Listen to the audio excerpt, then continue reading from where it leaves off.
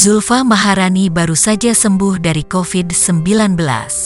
Namun, kini ia mengidap radang paru-paru atau pneumonia. Ia menyebut yang dialaminya merupakan efek domino dari COVID-19.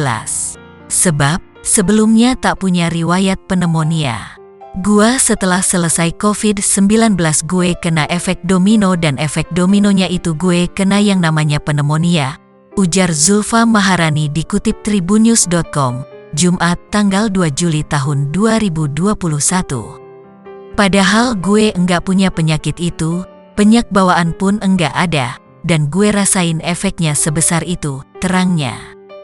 Dikonfirmasi lewat sambungan telepon, Ibunda Zulfa membenarkan bahwa putrinya terkena pneumonia usai sembuh dari COVID-19.